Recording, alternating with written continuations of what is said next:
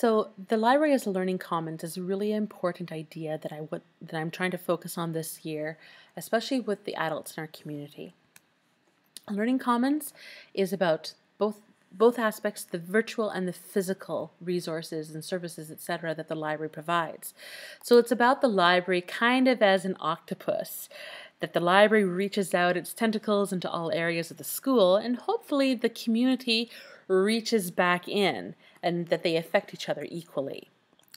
So this leads me to the two questions that I'm trying to solve really last year and this year, probably every year. The first question is, how do I bring the library to the community? And the second question, how do I bring the community into the library?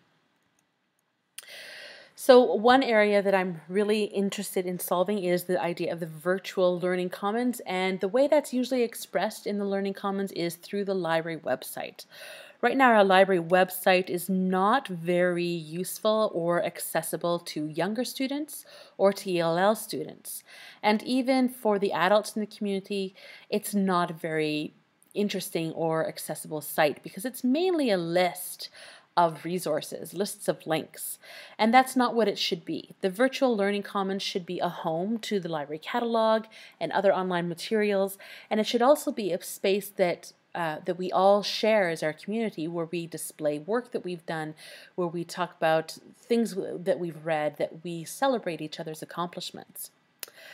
Right now, like I said, it's a list of links as well as in addition to the library catalog, and I'd really like to be able to put on some physical widgets and things like this that help students gain better access to materials so they can understand by looking at these images what they're trying to access instead of trying to read all the links.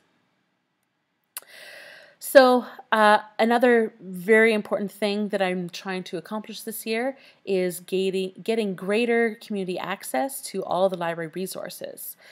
So I really want to teach everybody in our community what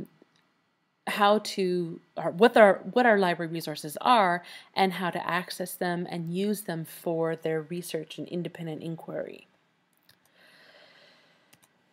So in addition to that, very, very important aspect of what we're doing with the library this year, especially the elementary library, is digging into the units of inquiry in Atlas for the elementary classes from K1 to grade 5.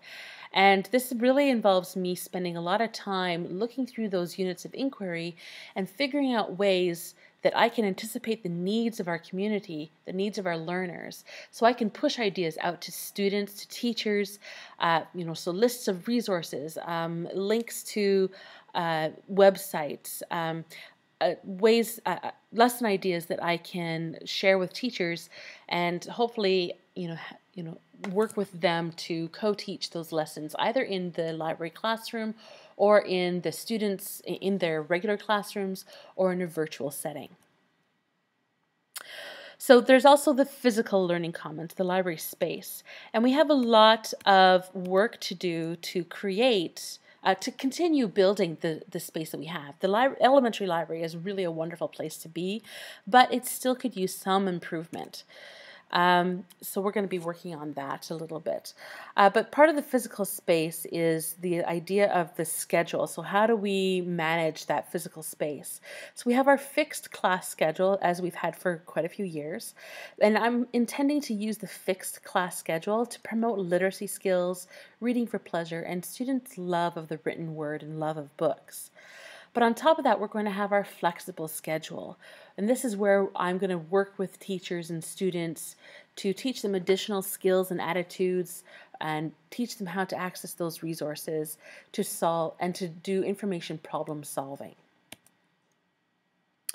Right now, the library space has lots of great things in it, as I've said, but it is still a little difficult for our younger students especially to access the materials in there and find what they need. So I'm going to be working this year on building the visual clues in the library to help those younger students identify the nonfiction resources, as well as the fiction resources that they might not have access to otherwise. We're going to be spending some time on building more learning and reading centers to give students time to read themes and to read and to practice skills that they might not otherwise have. And we have some other ideas as well to involve students in their own learning and to celebrate what they've learned in the physical environment as well as the virtual environment. Thank you. I hope that if you have any questions, you will ask.